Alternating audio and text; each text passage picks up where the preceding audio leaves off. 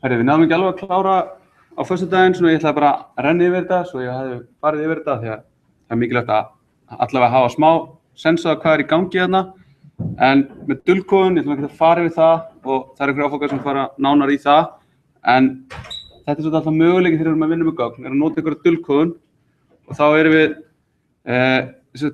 með symmetric dulkóðun, þar sem er sami lykill afkóður og dulkóður. En svo erum við líka með svona public key eða PKI, þar sem þú ert með public og private lykill. Og þá getur við dulkóða með public lyklinum og afkóða bara að þú ert með private lykilinn og gert eitthvað svona þannig. Þetta er eitthvað sem alveg eins og við nefndum á föstudaginn, þetta er ekki einfalt, þannig að við gerum þetta ekki sjálf, við finnum okkur eitthvað traust library til þess að gera þetta. En síðan með þarna PKI sem er public key infrastructure, þetta er svona tekni sem leyfir okkur að eiga í öruggum samskiptum á óöruggu neti og geta sem sannreynt auðkennið með einhverju undirritun. Og þetta er þá þannig að ef við erum að senda einhver skilaboð á milli tveggja staða yfir net og þau eru viðkvæm, þá eigum við að nota eitthvað sem kemur til þess, verður til þess að við séum með þessi dulkóðun á þessum samskiptum. Af því að ef ekki, þá getur bara einhver verið að sniffa traffíkinu okkar og lesa það sem við erum að gera. Síðan til þess að fá svona eitthvað skilríki, til þess að geta komið upp svona öruggum samskiptum á milli, þá er þetta með TLS eða SSL, Transport Layer Security eða Secure Socket Layer. Þetta sem er HTTPS, þetta er S-ið í HTTP. Þetta er að gera þetta öruggt á milli. Það er svona gaurar sem heita Certificate Authority sem að gefa út skilríki.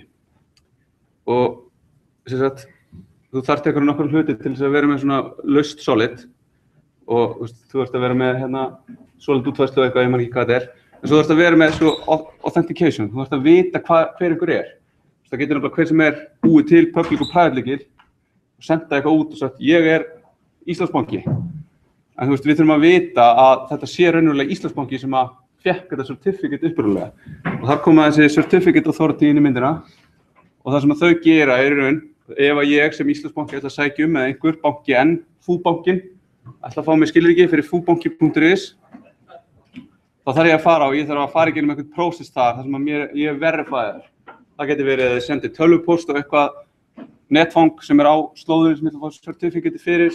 Þið getur sendt mér eitthvað skeyti á einhvern stað þar sem að höfuðstöðnar eru. Ég getur þurft að skanna eitthvað inn, eitthvað sem að staðfestir að ég sé einhver aðili. Þeir ætla að sjá það og við implicitly treystum því að þeir séu með solid process til þess að tryggja þessa gauðra sem að fá síðan certificate. Af því að við setjum síðan upp þessi skilríki upp á serverinu hjá okkur og kveikjum á bara öllum nota HTTPS og þá traustið kemur þarna í gegn.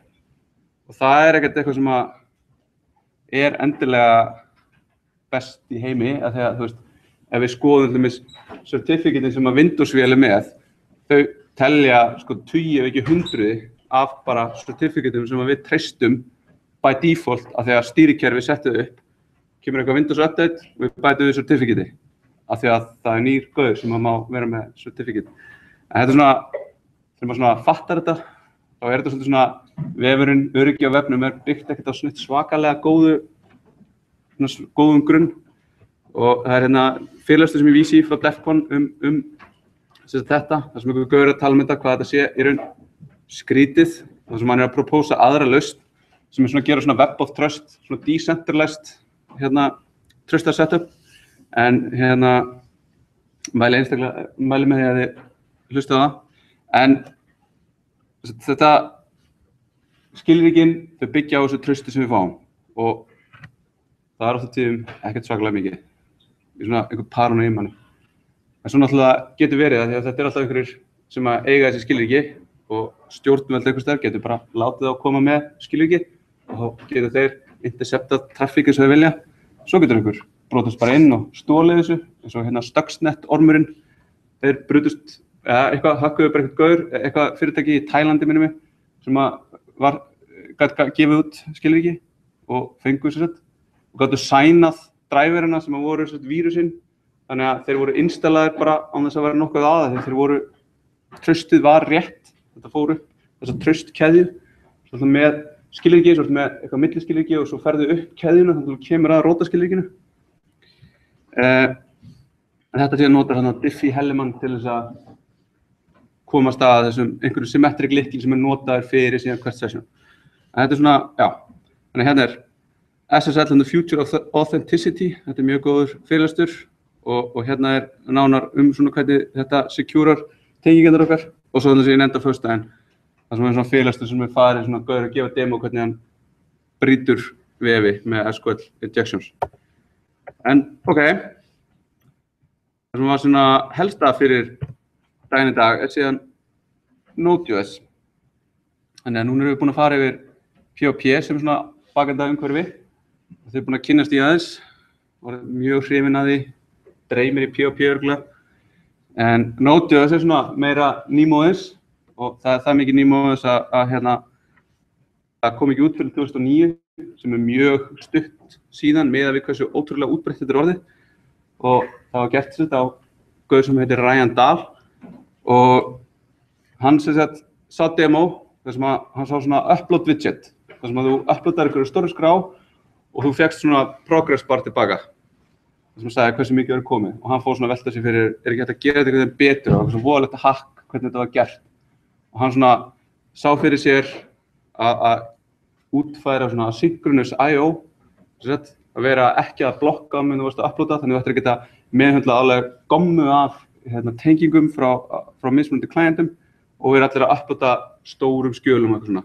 Og hann gerir tilraunir með C og Lua og Haskell en svo prófaði hann sig áfram með V8 sem JavaScript túlkurinn í Chrome og það gekk vel og hann implementaði í kringum V8 umhverfi sem var Node.js og það notar JavaScript sem forritunarmál. Og í dag þetta verkefni stutt af Joyent sem svona cloud computing supplier. Þú getur farið og leigt ykkur svona virtual private servera og alls konar. Og hann var í fyrstu svona main maintainer, Ryan Dahl. Svo tók við gauð sem heitir Isaac Schulter og svo núna í fyrra það tók við gauð sem heitir TJ Fontaine. Og þeir þetta bara open source verkefni og það hægt að sjá bara repoið, það upp á GitHub og það þetta bara að skoða þetta allt saman. Þetta mjög opið og skemmtilegt community.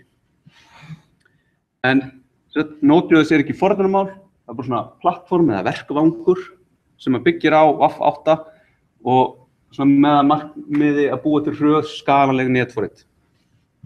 Það notar atburðardrifið ekki blokkandi IO-módel sem gerir það létt og skilvirkt og fullkomið fyrir rauntíma forrit sem meðhöndla mikil gögn yfir dreifð kerfi. Þetta bara þýðingin á pitchinu á nodejs.org. En þetta, já, en hvað þetta þýðir í raun að það búið að taka þarna WAF8 sem sem rosalega hröð renderingvél fyrir JavaScript og byggja lag á það og þetta byggt hann upp að það svona ákveðin core functionality sem þá kallað bara core og það gerir bara svona core hluti og svo exposerar bara einhverju ákveðnu stöffi og svo byggist öll flækjan í pökkum ofan á. Þannig að þessi kjarni í Node.js reynir að vera lítill og reynir að vera bara hnitmiður og solid og delegata bara að gera eitthvað library sem gerir þetta eða hitt bara í einhverja ákveðna pakka. Og það mjög auðvelt að búa til pakka og það gert með því að nota NPM sem shippað með Node.js í dag og gera það mjög auðvelt að bæði búa til og sækja pakka. En kynning frá Ryan Dahl þar sem hann að pitcha þessu einmitt fyrir einhverju POP liði í New York 2011. Það var bara fólk, það bara skipta úr POP yfir þetta. Það mjög margir sem taka skrefið úr POP yfir í Node.js. En WAF8, þetta open source JavaScript-vél, hönnuð Google fyrir Chrome og dregur nafn sitt af bílavélinni, en ég veit ekki neitt bílavélar, ég held að WAF8 sé góðar vélar. En það eru einhverju Danir sem eru aðal drifkraftarnir í þessu. Danir eru fáránlega sterkir þegar kemur að forritunarmálum einhver hluta vegna. Hún skrifið C++ og útfærir ECMAScript 3. útgáfu.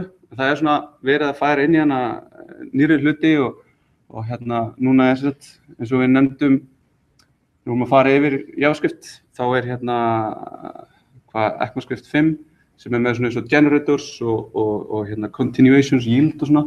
Það er að koma núna í, minnir að heiti Harmony og það er svona að þú getur keyrt það í Node.js baka flagg. Þannig að þú setur ekki ákveðið flagg, þá getur þú keyrt Node.js með ECMAScript 5 stuðningi og það fullt af fólki fara að gera mjög töff hluti með því.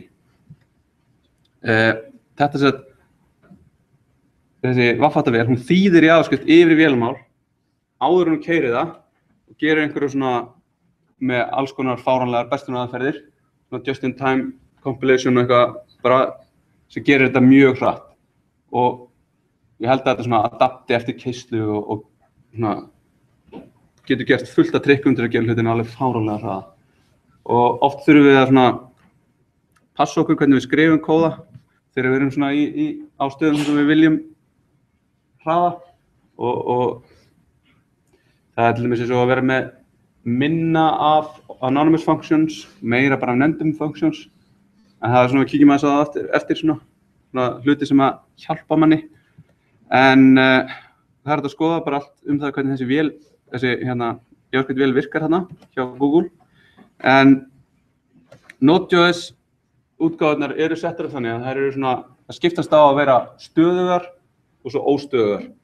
Þannig að það er gerð einhver útgáfa, hún er óstöðug, hún er ekki eitthvað sem við notar í production og það er þá 8-tölu útgáfunúmer, eins og 0,1, 0,3 og svo seinast og núna 0,11 sem er í vinnslu og þarna fara þær inn og brjóta allt og rífa niður veggi og gera brjálaðar breytingar og svo taka þær næstu útgáfu sem þeir eru búin að ákveða þetta er það sem verður og kemur næst 0,12 sem verður þá stabilization á 0,11 og þegar hún kemur út þá getum við uppfært úr 0,10 sem er núna útgáfa yfir 0,12 og það er yfirleitt eitthvað brotið þarna á milli og en yfirleitt er þetta eitthvað sem þú þarft bara að gera í puppum, þannig að þá er svona fer í gegnum svona smá migration yfir það að skipta, hey, við erum hætt að gera svona hluti núna gerum við hinsegin og þá þarfst að laga það bara. Já, og svo nú er þetta stöðu útgáfa í 0,10 búin að vera í svolítið tíma, það er komin nokkur svona, það eru patch á hana, ég held að þessi 0,10, 33 eða 35 eða eitthvað sem er í gangi og ég held að styttist í að 0,11 sé released, ég veit bara ekki stöðuna það nákvæmlega, hvort þú sé released og sé verið að stabilisera, en þetta er allavega, við sækjum 0,10 í dag. Já, og svo þetta sem ég sagði það. Ég held að það hafi verið í 0,10, þessum stuðningur við fleiri stýrikerfum, bara Linux og svona þau var mun betri og það er mjög öll, fyrir bara nodejs.org og sækjum bara uppsetningapakka fyrir Windows, Macintosh og Linux og bara við erum komið með þetta 1, 2 og 3 og ég held í 0,10 líka þá bættist bara NPM við áður þurfti alltaf að keyra eitthvað svona, ég veit ekki hvort þið hafa gert það, kópir eitthvað svona boot af forriti sem að bootstrappaði inn pakketmannsinu fyrir ykkur, svona svo við gerum í Sublime text. Kópið, þetta er alltaf lagi, þetta er alveg örugt Python skrifta sem er að fara að kópera hérna inn í konsól sem hefur skrifið rétt allan diskiðinn. Þetta er alltaf lagi. En núna fylgir bara NPM með og ef við förum hérna inn á Node.js.org þá fáum við bara bilda umhverfi fyrir okkur og við getum bara sótt þetta hérna og þetta er bara MSI, þannig þetta er bara fyrir Windows, bara next, finish og yfirleitt ætti þetta ganga eins og smurt. Þú getur maður lent í einhverjum vandræðum með path, en svona þá getur maður bara fundið sér leiðbeiningar fyrir það. En við setjum þetta upp og þá getum við bara farið inn í command prompt og skrifa bara node og gerum ég er með node uppsett útgáfa 0,1032 en hérna er 0,1033 þannig að þá erum við komið með þetta og við erum komið líka með NPM og það hérna uppsett og þetta á bara að virka eftir að búin að setja þetta upp. Þannig að svona erum við komin, við erum up and running með Node.js. Það kemur líka, við fáum með uppsetningunni fáum við svona rep sem read eval print loopa sem er svona svo konsolið í inspektornum. Þetta svona scale on á sem gerir það mjög vel þægilegt fyrir mann að prófa sig áfram og debugga í einhverjum tilökum kóða. Þannig að við keyrum bara upp Node, fáum upp bara prompt og við getum skrifað inn. Þannig að ef ég gerir hérna aftur Node, þá fæ ég prompt var a jafnt 1, a plus 1. Svo fáum við svona galdrabreytu sem underscore plus 3, 5. Þannig að, og hérna getum við function return 1. Þannig að þetta bara, þetta að gera það, bara það sem við viljum. Sjá. En það sem að gera það að verkum að þetta virkar svona vel núna á milli, það var meira vesen, þú veist, við verðum einhvern sérstakt bild sem rappaði einhverja bænarja og leiðum, þannig að við getum notað allum sér Windows. En það var svo að í fyrstu var þetta skrifað með libevaf sem svona event loopu library sem var aðeins fyrir Unix, en libuv var skrifað og var stórt verkefni hann á einhver tímapunkti hjá þeim sem að abstraktar þetta og ofan á stýrikerfi, þannig að nú geta verið til útfærslur sem keyra á mörgum stýrikerfum og þetta fókusar á asynchronous I/O. Og þar alveg getur Node.js keyrt svona natively bara á Windows. Og þetta bara sér verkefni og notað fleirum í dag til þess að útfæra fleiri virkni í einhverju öðru, eins og þess Rust sem fordrunarmál hjá Mozilla. En ok, sjá, Node.js atburðardrifið og eins og við sáum þegar við að vinna með JavaScript í browser, þá eru atburðir eða svona eventar, það sem gerist eitthvað gerist. Við klikkum á eitthvað, þá verður einhver atburður og við meðhöndlum hann og svo býðum við og eitthvað gerist meira.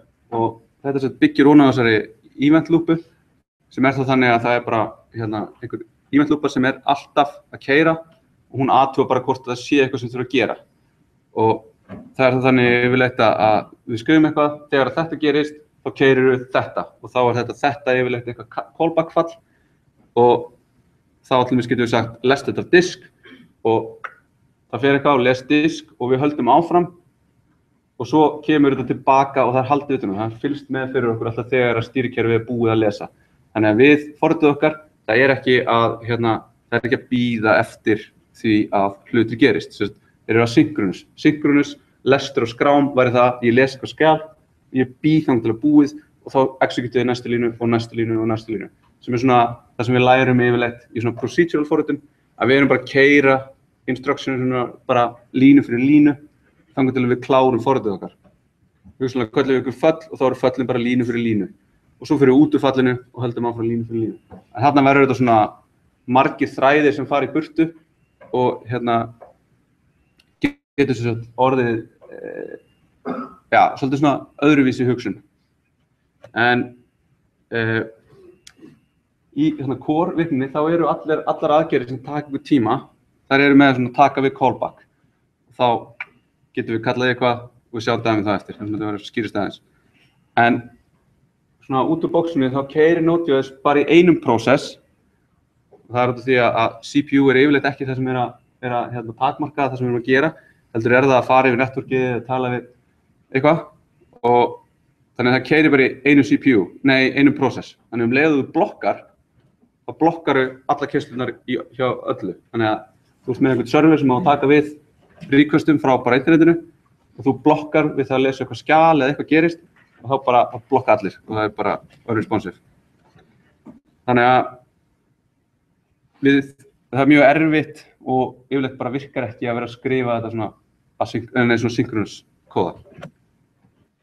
En eins og ég búinn að segja, I/O ótrúlega hægt með allt annað sem við gerum, CPU bound aðgerðir og þannig að við biðjum þessa atburði sem verða keyrðir þegar stýrikerfið búið og þá gerum við eitthvað nýtt svolítið meðan. Þannig við erum alltaf, við bara sendum út og svo tökum við. Þannig að þetta svona, þetta öðruvísi og hérna, þetta skemmtilegt. Þannig að hérna dæmi það hvernig svona asynchronous I.O. virkar, að hérna gerum við sett read file og þá tökum við bara eitthvað directory og svo gefum við þessu callback. Þannig að hérna dæmi callback sem keyrt þegar að stýrikerfið búið að lesa þetta skjal upp og þá fáum við það tilbaka með þessa data ef það komið í error. En þessi callbacks sem eru notuð eru bara svona patternið. Við erum að gera eitthvað og þú vilt hafa asynchronous API ofan á hlutina. Þannig að flest module og bara þetta bara það sem búist við. Það eru svona callbacks. Og þau eru yfirleitt á þessu formi, einhvers konar á þessu formi, að við erum með fall. Fyrsta skilagildið eitthvað villa, þannig að ef það kemur villa þá eru hérna gögn í því, en annars eru niðurstöðurnar í þessu data eða hvernig sem það lítur út. Síðan til svona hugtak sem heitir callback hell, sem þá þannig að þú ert að gera margar svona asynchronous aðgerðir, hverri eftir annarri, og við förum alltaf að draga svona indenta lengra og lengra til hægri, þangað til að hérna við, ég veit ekki, förum dyr helvitis og eitthvað gerist. Þetta svona kannski dramatískt en gott marketing. En við getum forðast þetta með því að sleppa því að nota nafnlaus föll í callbacks, með því að nota bara svona funksjón sem við setjum sem bara færibreytu og svo færibreytu, þá ertu, ef við svona skoðum dæma eftir, þá ertu alltaf að dragast til hægri eða þú indentar alltaf. En ef þú bara býr til nefnd föll, setur þú bara efst, þá ertu bara í góðum málum og halda þannig kóðanum grunnum, ég klára þessa aðgerð og þá þetta hérna callback og það bara fall sem er í rótinni hjá okkur og það kallast inn í næsta og það fall í rótinni og svo framvegis. Þannig að við vöndum okkur við það að halda kóðanum grunnum. Og svo getum við líka skipt kóðanum okkur upp í módúla og það svona Node.js way, það að bara búa til punkt af litlum módúlum og strengja þeim svo saman í einhverja skemmtilega virkni. Og módúlar í Node.js eru alveg niður í að vera bara 5 línur á kóða, eða 3 línur á kóða. Bara leysa eitthvað mjög nýtt með verkefni og leysa það bara einu sinni og geta notað aftur. Og svo jafnvel ef þetta eitthvað svona mjög almennt verkefni og þá getum við bara publisað þessu á NPM og hver sem getur farið að nota þetta frá okkur. En ef við skoðum svona dæmi callback hell, þá það hérna. Við erum svona, tökum hérna við callbacki. Við þurfum að höndla villu, ok? Þá eitt intention viðbútt. Við þurfum hérna fyrir hvert fall sem komið inn, þá þurfum við nýtt. Það tekur líka hérna inn callback. Og svo þurfum við að gera eitthvað enn annað, þá þurfum við líka callback. Og við erum að höndla villu við því. Þannig við sjáum hérna í lokinu og loka, 1, 2, 3, 4, 5, 6, 7 hérna föllum. Þannig að þetta ekki skemmtilegt. Og svo önnur leið út úr þessu sem að við skoðum allavega eitthvað aðeins á föstudaginn sem að nota promises. Það sem að við erum að taka og við vinnum þá eins og við séum með meira eins og við séum með procedural kóða og inn í staðinn fyrir að búa til callback þá búa til promise sem þá loforð það á einhverju tímabundi mun það innihalda gögnin sem koma tilbaka. Þannig við getum skilað þeim og við getum gert við þau og það verður svona aðeins, margir segja mjög snyrtilegra viðmót en að nota callbacks. Skoðum það betur, setna. Eins og við höfðum í Vavra með window, sem svona global breytuð, þá höfum við process í Node.js og þetta hefur svona þessar umhverfisbreytur og gögn eins og þið ættu að kannast við úr Vavranum. Þannig að við notum ekki window, við notum process. Svo erum við debugger. Það getur verið svolítið erfitt að debugga ímyndir kóða. Alveg eins og þau kannski lenti í því að debugga eitthvað sem gerist bara þegar ég klikka hérna á og íti svo hérna á. Maður getur lenti í sama. Þegar það komið request sem svona og ég reyna að lesa þetta þá hvað? Það hægt að nota debuggerinn eins og við notum í DevTools og getum við sett inn debugger lykilorðið og það mun vera að trýta sem breakpoint og við getum líka síðan startað upp með node debug og þá fáum við svona viðmót eins og í GTB og við prófum að nota GTB, skemmtilegt CLI og debug, mjög skemmtilegt. En það samt búið að búa til svona sjónræn tól eins og eitthvað sem heitir Node Inspector sem þú getur húkkað þessu við DevTools og þetta eitthvað svona voða magic þannig að þú færð þetta bara í konsolinu í Mavranum. En sjá, hérna er ég með, nú er ég búinn að setja upp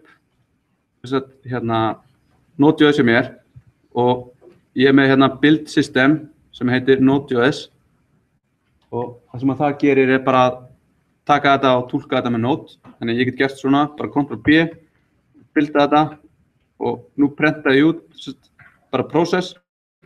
Þá sjáum við fáum bara gommu af einhverjum skilabóðum hérna, version, title, platform, fullt af upplýsingum það sem við erum að bara hverju sem við erum að keyra í og eitthvað sem getum við notað síðan þegar við viljum gera eitthvað og svo er einhver föll sem að liggja þarna og svo í Flara.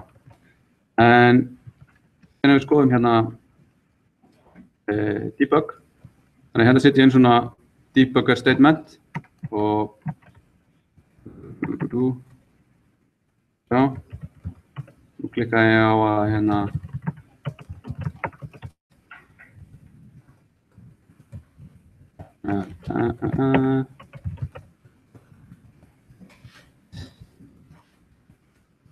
loka þessu vort á hann, setja á þessu hjá mér. Ok, node debug.js. Þannig að hérna fáum við upp þegar við komin í, að þið sjáu að ég er í einhverja línu, og þetta sést ekki nógu vel, en ég er í þessa línu, og getur skrifað help, commands, run, continue, next. Nú er komin á debugger línuna.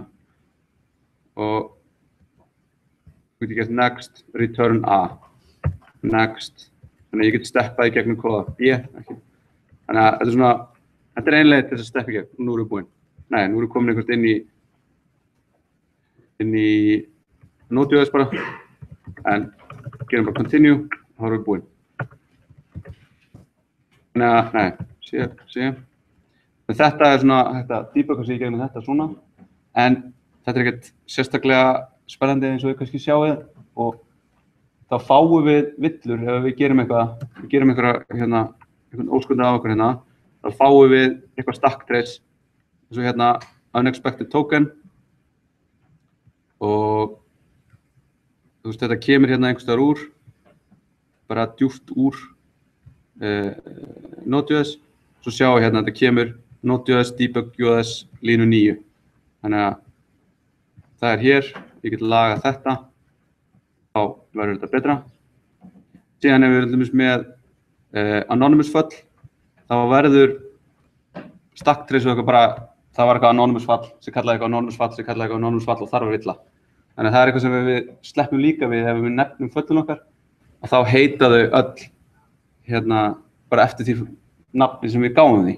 Og þá getum við líka, ef við notum til þessu módula, ef við skiptum þeim upp í marga skrár, þá fáum við líka skráanafni, þannig að það verður það auðveldur okkur lífið að sjá hvaðan villurnar komu. Ok.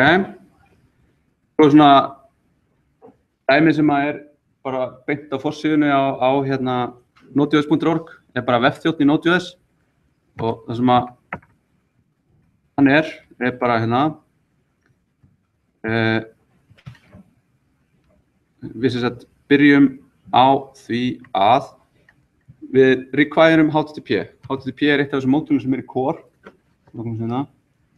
og það hefur fallið create server, það tekur callback, er callbacki aðeins öðruvísi, tekur inn request og response, þannig að þetta er bara HTTP server og hann gefur þér eitthvað request, það er það sem þú fær frá vafranum, það er búið að gera eitthvað við það er ekkert voðalega mikið og svo þarf þú að gera eitthvað við responsið og þá er það sendt síðan til clientsins. Það sem við ætlum að gera er við bara blanda tabs og spaces. Við bara logga út requestið, þannig að þetta fer bara í standard out hjá okkur og það þangað fyrir console log. Svo ætlum við að skrifa í responsið og það er þetta write head fall. Það tekur við status kóða sem 200, ok. Og svo tekur það við object hérna, sem í raun bara hausandi sem við ætlum að setja. Svo ætlum við að setja eitthvað timeout hérna, sem sem sagt, eftir 2 sekúndur, þá ætlum við að skrifa response.end.by, þá lokar það hérna, frá servernum og fer til clientsins og fyrst ætlum við að skrifa hello world. Þannig að keyrum þetta upp og við sjáum hérna síðan að create server skilar einhverjum hlut sem með fall sem heitir listen. Það tekur portnúmer, þannig að núna erum við að keyra vefþjón á localhost á porti 8020. Og þá fáum við hérna request á þetta og skrifa hello world og bye. Já, ég loka bara út request.url, við getum prófað að sé hvað gerist ef við lokum aðeins meir út. Hérna cancel build, svona, ok, og svo sjáum við 1, 2, þannig að það laggar í 2 sekúndur þegar það býð eftir timeoutinu, það ekki búið að senda end. Þannig að þá sjáum við síðan hérna að við fáum alveg gommu af upplýsingum frá þessum request hlut sem kemur inn. Og þú veist, hérna þarna eitthvað hægt að komast í socket og það er hægt að komast í strauminn sem við erum að skrifa út í og það er hægt að gera alls konar við þetta. En svo getum við líka að sé hvernig þetta myndi virka ef við værum með svona. Ef við erum með hérna getum við leikið okkur með, hérna getum við sett transfer and coding chunked sem þýðir það er skrifað í strauminn og þetta fer út og það er ekki fyrir að kalla í end sem þetta endar, en þetta fer þetta í bitum yfir vírinn. Þannig að við gerum þetta, nú hérna 8010. Þannig að hello world. Þannig að hérna kom fyrsti chunk sem var skrifað í, svo kom næsti, það var response end. Þannig að við getum mjög auðveldlega leikið okkur með þetta, en þetta er svolítið low level API sem hérna ofan á þetta. Þannig að það er yfirleitt búið að búa til eitthvað svona lag ofan á þetta sem við notum, sem mun þægilegra fyrir okkur til þess að eiga við. Og við skoðum eitt sérstaklega á eftir. Ok. Heyrðu, aðeins að rúlla hérna áður en við tökum smá pásu. Í Node.js er hugtak sem event emitters, sem svona observer pattern. Ég hvort þetta, þú svona observer eitthvað og það gerist og bregstu við því. Og þetta er svona, við útfærum event emitters og svo hérna, þegar eitthvað gerist og sendum við út event sem einhver búin að segja ég að fylgjast með þessum og þá fær hann og keyrir eitthvað. Og þá getum við notað þetta. Í mitt fall þá fá allir sem hafa skráð sig á að fylgjast með þessum event með því að nota on fallið. Þá fá þeir svona ping, þá gera þeir eitthvað. Bara dæmi þetta er eitthvað sem maður þarf yfirleitt ekkert að spá í.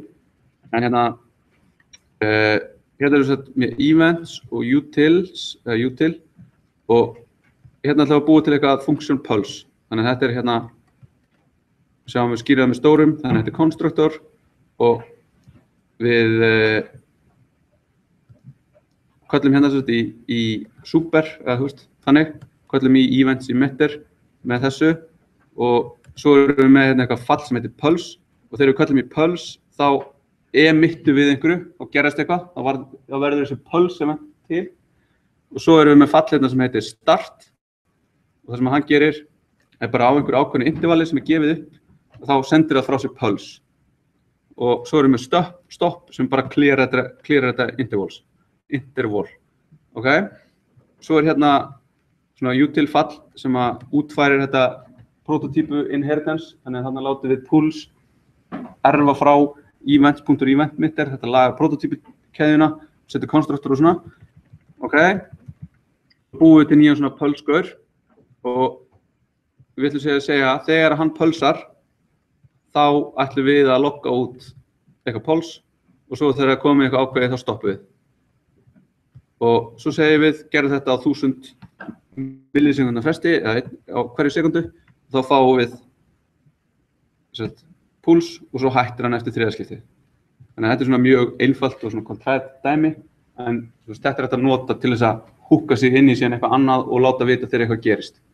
Og það mjög margir þá sem við erum eitthvað að gera eitthvað, ég ætla að registrera fyrir þennan event og þegar hann gerist, kerið þá þetta. Og þá komum við að straumum sem hugmynd sem hefur lengi verið til og straumur þessi hugmyndafræði úr Unix að við búum til lítil kerfi og svo pípum við þeim saman og látum eitthvað streyma í gegnum þau. Og þannig búum við til stór, flókin kerfi oft á tíðum úr einföldum, litlum hlutum. Þannig að þetta rímar við eins og það sem við skoðum hérna með svona functional forritun. Við erum að nota litlar einingar til þess að eiga við flækjuna og geta hort á lítil hlut og abstraktan í svona eitthvað hluti sem við getum rísunað auðveldlega og síðan bindum við það saman og vírum einhvern veginn saman þannig að það verða flóknir og skemmtlegir. Og þetta virkar vel með asynchronous I/O af því að við erum bara tökum þá einhvern straum og erum bara streym á milli og þetta gerist bara eftir því sem að hlutirnir við náum einhver gögn, þá getum við bara sendt þau strax áfram. Svona eins og við vorum með áðan, ef við erum að lesa úr einhverju skjali og við gerum það svona, við erum með HTTP server sem hlustar okkur porti og eina sem hann gerir að servera upp einu skjali. En hvað gerist þá ef við erum með huge skjal? Þá erum við að bíða eftir því að stýrikerfið taki þetta skjal, lesi það disk, allt upp í minni og svo sendi það til okkur og við segjum, hei frábært, við erum komið með þetta skjal hérna og nú ætlum ég að taka allt þetta chunk af minni, gigabæti eitthvað og senda það til clientsins. Þannig að við erum svona stoppa þarna á milli til þess að ég taki allt og svo rétti þér allt í einu og þú þarft síðan að taka það til þín. En við getum gert þetta af því að við fáum bara straum frá stýrikerfinu sem bara, hér straumurinn þar sem ég að lesa inn í minni en í staðinn fyrir að þetta fari beint í minni þá pípa ég þessu bara, plugga ég saman hósunum og set bara þetta beint út í klientin. Þannig að þá þurfum við ekki að breyta nema einni línu hérna og þá allir straumar hafa pipe aðferð og við tökum bara, fáum lesstraum frá stýrikerfinu og við pípum honum yfir í response hlutin, þannig að þá bara streymir þetta beint á disk gegnum networkið og það kemur bara chunk í einu til clientsins. Og þetta bara þessi hugsun, eins og hún einföld hér, þá þetta alveg rosalega kröftugt að byggja hlutin upp svona og bara ef við erum að reyna að vinna með risastór skjöl. Ef við fáið þið fáið XML skjal sem er 700 megabyte og þið ætla að reyna að gera eitthvað við það með því að lóta þau öll upp í vinni og svo gera einhver query á það. Þá tekur það bara rosalegan tíma og er rosalega inefficient. Þú ert að taka allt upp í minni, þú ert svo með gett mikið minni og svo lendir í því að þú klárar minnið, þú ert farin að pagea og farin að þrassa og allt verður ógeðslega hægt, CPU spinnur út alveg upp en í staðinn þá getur þú bara að lesa þetta línu fyrir línu og gert hlutina þá og þá er til svona streaming XML module í Node.js sem við getum notað til að gera þetta. Og þetta er bara oft á tíðum fær maður alveg svona order of magnitude betra performance og þegar verið ekki að taka allt í minni og gera sem eitthvað þá. En ef þið viljið kynna ykkur eitthvað meira strauma, þá er til straumahandbókin sem að gaur sem heitir James Halliday að kalla sig Substack sér og skrifaði. En hafið heyrt Substack? Eða hafið eitthvað notað Node.js? Hefur eitthvað notað Node.js? Já, breytum þessu. En hann er fáránlega afkastamikill, með yfir 400 pakka á NPM. Bara, það er svona oft djók bara, ef hann skrifar eitthvað forrit, þá býr þetta pakka og er búinn að publisha honum. Og ef það er einhver vandamál, þá leysir hann það bara með einhver módul.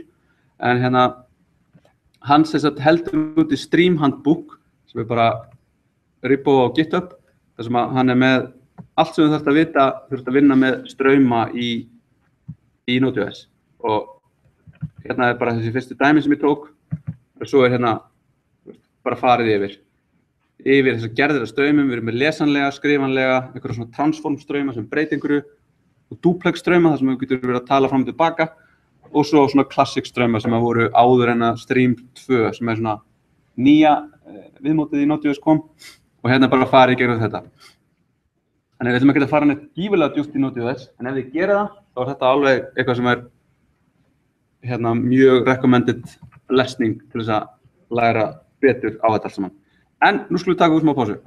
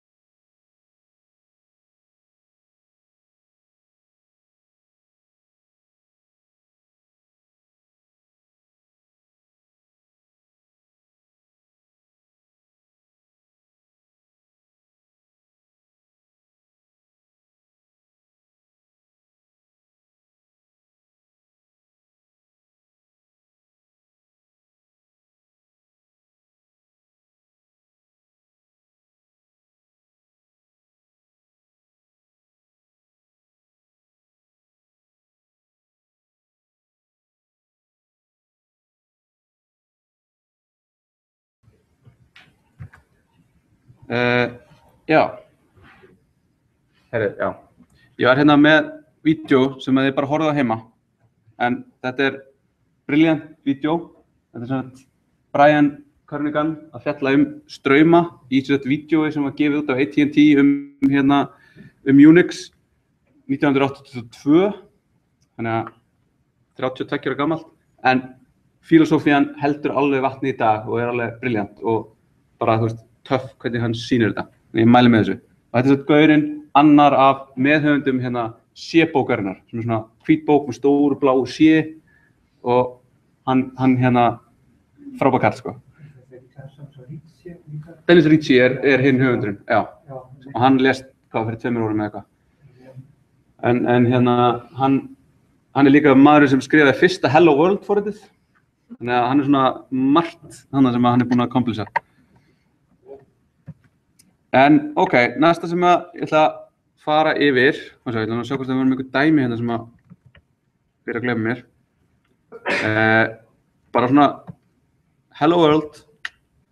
Þannig að við erum með þetta console log, það virkar alveg sem við vafra og það birti þá bara í standard out eins og við sáum hann áðan.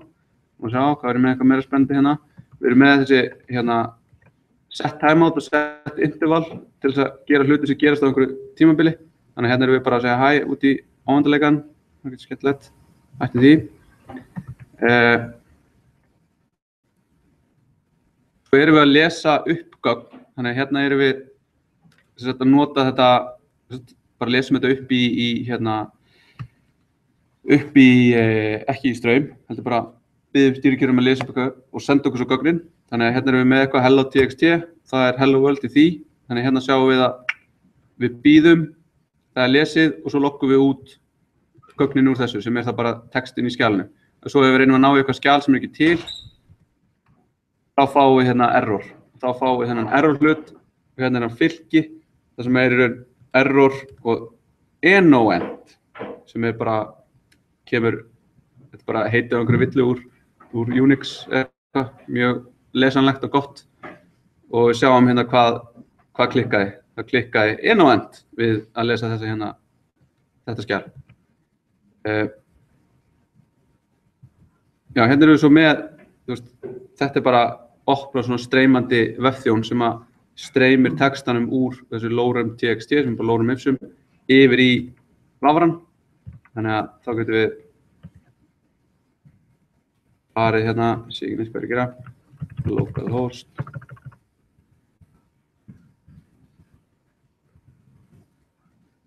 Þetta gerist bara instantly af því að þetta svo lítið og þetta á milli bara mín og mín. En ef við varum að fara yfir network, þá geta svona hluti skipt máli. Þá getum við verið að fá hluti hægt og rólega. Til dæmis ef við varum með vídeo, það var ekkert voðalega spennandi að vera að streyma vídeo, vera ekki að streyma vídeo af því að þú myndir þurfa að taka það allt og senda allt yfir og svo geta byrjað að spila það. Þannig að, ég veit ekki hvort ég hef lent í því, ég lenda svona, þar sem við reynum að íta á play á vídeónu, það gerist ekkert fyrir einhvern ákveðin tíma og þá það þegar það búið að senda allt skjalið yfir til ykkar.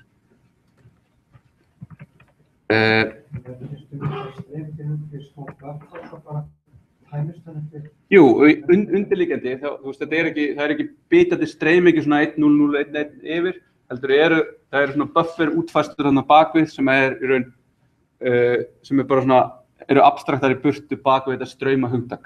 Þannig að við erum með hérna, þetta bufferað upp, svo lesið, tæmdu bufferinn og það sendið yfir og þú maður getur stilt svona, það eru svona hugtök eins og high watermark og back pressure, þetta svona allt svona hérna strauma, vass, based hugmyndir. Þannig að við getum sagt, það kemur mikill back pressure, þegar það kemur mikið í raun, við erum ekki að ná að streyma út jafn hratt og það verið að skrifa í bufferinn hjá okkur.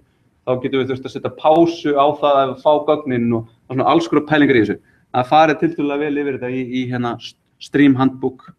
Þannig að ég mæli með að renna yfir hana. Ok, það var ekki meira dæm hér. Sjá, ekki örugglega. Prófa hérna, jú. En þá það módúlar og við getum og ættum að búa til módúla úr forritunum okkar. Af því að alltaf við það einfalda hlutina við að setja saman í einhverja módúla, einhverja litlar einingar, þá gerum við allt auðveldara alltaf þegar við erum að reyna að debugga, erum að reyna að reasona forritinu okkar, það verður alltaf auðveldara. Og hvort sem módúlunir okkar hugsum við sem bara föll eða sem klasa eða sem actual módúla eða svona packagea. Þetta einfaldar okkur alltaf lífið. Ef við erum komið með risastór föll sem að gera alveg allt, við erum bara með forrit sem byrja bara hér og enda bara hér og það bara allt hérna á milli, það verður rosalega erfitt þegar það stækkar. Þegar það virkar alveg þegar við bara gera kannski 100 línur forrit eða eitthvað, en eftir það þá verður það bara erfitt og óþægilegt. Já, það sem er auðvelt að hugsa bara ég veit að þessi hérna módúl, það sér þetta, ég þarf ekkert að spá í því, ég gef honum A og ég fæ tilbaka B og ég þarf ekkert að vita hvernig þetta gerist, þetta er bara ákveðið black box fyrir mér.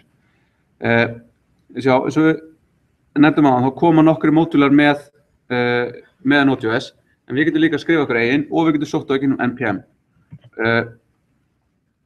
Sem dæmi, við færum einhver ákveðna virkni í módúlinn foo og svo getum við nota foo require foo og þá fáum við úr þessum módúl þessa virkni. Þetta notar common.js til þess að patternið til þess að modúlisera, en það er líka hægt að nota eins og require.js og svona, það er stuðningur við það. Það er bara flóknara, ef þið hefðið áhuga, getið kynnt eitthvað það. Þannig búum við þá til einhverja möppu foo, þar sem við erum með index.js, sem er svona sjálfgefni startpunkturinn og package.json sem að lýsir virkninu okkar á einhvern hátt. Það sem er bara ákveðni hluti sem við setjum inn og þeir eru notaðir til þess að gefa upplýsingar pakkan okkar eða módúlinn okkar. Og við getum nota npm til þess að búa þetta til. Npm init býr til í þessari möppu sem við erum í staðsett í, býr til package.json skrá og spyr okkur svona og reynir að setja eitthvað same default. Svo útfærum við virknina í eins og til index.js skjálun okkar og exportum þá með að setja module.exports og svo virknina. Þannig að þetta er eitthvað svona galdragaur hana sem við setjum inn í og þá exportum við þessu. Þá erum við að bæta við í rauninni einhver falli eða hluti eða gildi í þennan exports hlut sem síðan er það sem við fáum þegar við gerum require hérna.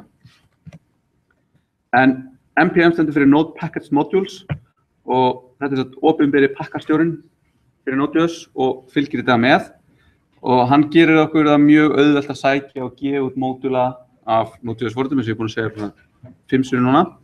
Við notum þá bara npm install og svo nafnið á pakkanum og svo er npm search og strengur. Við getum farið á npm.js.org og það er bara leit og það er svona stjörnumerkja uppáhaldspakkana sína og sjá hver eru vinsalistir og svona og alls konar skemmtilegt. Svo getum við sett G-flaggið og þá bætir það pakka við globally, ekki bara í directoryinu sem við erum í, heldur bara globally í til dæmis eins og Windows bara einhvers staðar í prófílunum mínum. Þannig að þegar ég síðan keyri eitthvað, eins og npm, þá leitar það í global pathinu og keyrir þetta. Og þetta er oft, þegar maður nota eitthvað svona tól, af því að Node.js er bara farið að vera svona grundvöllur til að smíða alls konar tól. Eins og til dæmis, það kannski heitir Brunch og Grunt og Gulp og þetta er allt bara tól sem er smíðið í Node.js og bara mjög auðvelt að setja upp og nota. Síðan getum við notað þarna save og þá vistar þetta dependency á þennan pakka í package.json og þá erum við að vera explicit á því hvað við erum að nota. Ég ætla að nota hérna eitthvað, ég geri npm install og dasta save og þá fáum við package.json í raun þetta dependency sem þú ert með.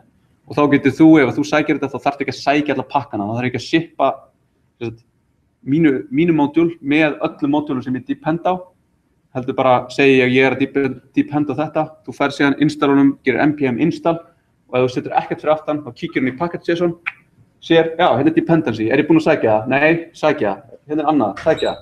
Og þannig að það getur gerst svona mjög skemmtilegt því að þetta náttúrulega verður rekursíft og þetta verður svona ákveðið tré, ég er hér og ég depend á þennan, sem dependur á þennan, sem dependur á þennan. Þannig að maður gerir oft npm install og svo bara svona bara keyrir skjárinn fram hjá alveg á fullu og meðan að installa alveg bara ógeðslega miklu af því að við getum verið með dependency á ógeðslega marga pakka af því að þeir eru oft á tíðu svo litlir. Hvað gerist þá að færi í sín? npm sér örugglega um það og þú fær villu. Þetta er ekki notið WordPress? Nei, þetta er ekkert notað WordPress. WordPress er bara PHP. Og svo erum við með við erum oft á tíðum ekki með dependency sem við þurfum í raunumhverfi, heldur bara allir með eins og testrunnerinn okkar eða search library sem við erum að nota eða eitthvað svoleiðis og svo gulp eða hérna grunt sem við notum svona eins og build tool og þá getum við gert save def sem vistar þetta sem svona developer dependency þannig að hérna þá þarftu ekki að keyra það og ættir ekki að vera með það í keyrslu á raungrunniðinu. Hérna modulecounts.com svona síða sem aggregatar hversu margir pakkar eru í svona mismunandi pakkamanagerum og við sjáum hérna Shepan sem svona Perl repositoryð, það svona nokkuð solid hérna, mjög gamall, alveg frá 90 eitthvað, mjög solid kóður sem þar. Svo hérna Ruby Gems sem svona fyrir Ruby, maður installar Gems þegar maður að vinna með Ruby, af hverju ekki. Svo hérna svona í sömu línunni Maven Central sem með svona Java pakka og við sjáum að það svona tiltölulega nýlegt. Svo erum við með NuGet sem svona .NET útfærslan. Svo svona lína sem svona, maður getur alveg extrapolata, hún svona exponential og það hérna NPM. En þú veist, þetta alveg svona brjálæðislegu vöxtur á fjölda pakka í NPM og það bara, þú veist, þetta ótrúlega einfalt að gefa út pakka og það í raun, kúltúrin algjörlega þannig að þú gefur út pakka að þú ert búin að gera eitthvað. Þannig að það alveg svona, þetta vex rosalega rætt og mjög, bara svona mjög áhugavert að fylgjast með.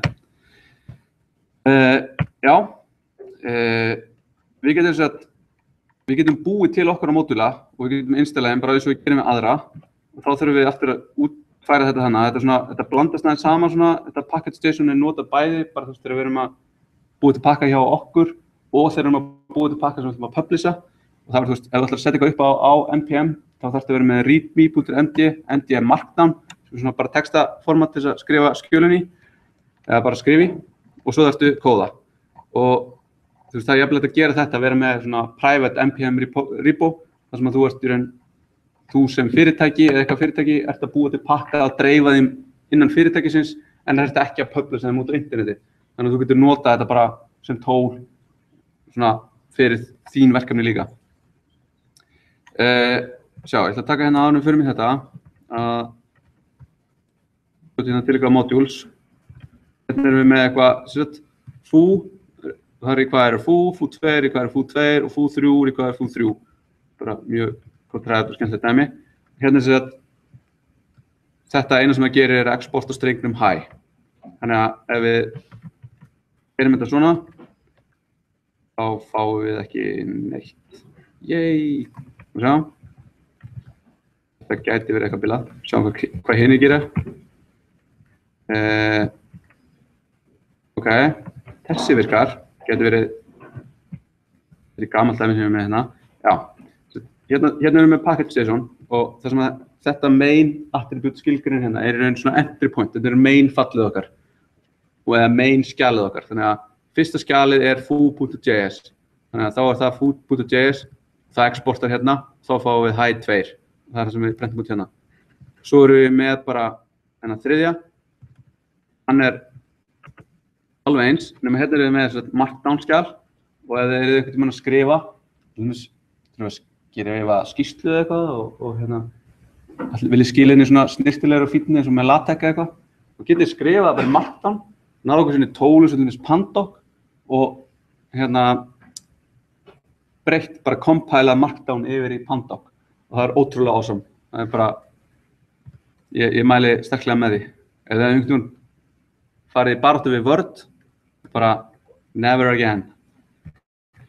En hérna sjáum við að hér er búið að bæta þessu við erum með eitthvað nafn á pakkanum okkar, við erum með eitthvað útgáfunúmer og það er þá notað til að checka dependencyna ef ég dependa á foo3 módulum en ég dependa á útgáfu 0.05, þú veist. Þá hérna er sú útgáfa sóttifinu til og svona til þess að manage þessi dependency því að hluti geta alltaf brotnað. Svo er eitthvað description og svo er þetta main hérna. En hérna sjáum við síðan svona flóknari, við getum notað alls konar pattern hérna til þess að exporta inn í, við getum búið til eitthvað hlut, við getum búið til hérna eitthvað foo.prototype, við getum gert allt hérna og svo bara í lokin exporta því sem við viljum að sé public facing. Þannig að hérna getum við skrifað bara forritakóð eins og við viljum. Og hann er alveg isoleraður frá öðru. Svo ef við tökum sem dæmi hérna, við förum hérna inn í eitthvað.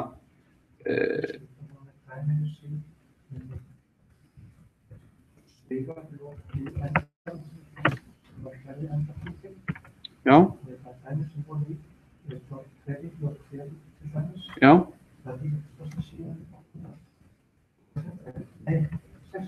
Nei, þetta er bara jáskrift. Já. En já, jQuery er pakki sem virkar á á framenda. Þannig að það svona hentar ekki alveg fyrir bakenda, en það er samt búið að gera alls konar módula. Til dæmis er módul sem heldur minnir heitir Phantom.js. Það sem getur, nei, það er ekki Phantom.js, það er bara DOM eða eitthvað. Þá getur þú tekið bara vef og hert eftir vef og nota jQuery til að selekta element upp úr. Þú getur sótt einhvern vef og það er screenskreipan og nota bara jQuery til að selekta upp úr honum hvað þú vilt fá, sem er mjög skemmtilegt. En ef við notum npm init inn í einhverju möppu, þá fáum við upp svona eitthvað utility.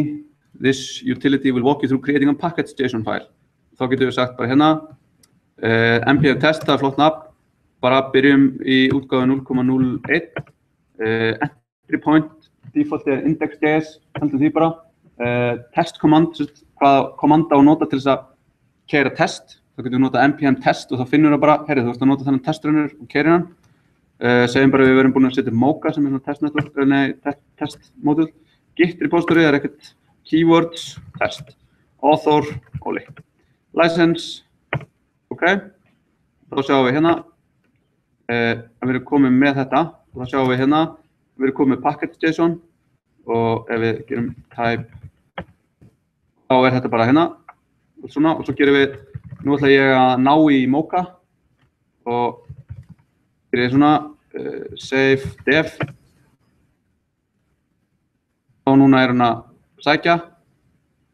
Já, núna er reyndar þá spór hún ekki upp við þegar hún er að sækja alla pakkana, því að breytt. En er búið að sækja Mocha og alla dependency á það og þá sjáum við erum komið með möppu sem heitir node modules sem að inniheldur þá bara þessa módula sem við vorum að sækja. Og svo ef við skoðum aftur hvernig þetta lítur út, þá erum við komin með dev dependencies, Mocha, útgáfa 2.01, ég held þetta því og ofar. Svo getum við sagt við ætlum að nota Lodash og það verður eitthvað sem við verðum að nota.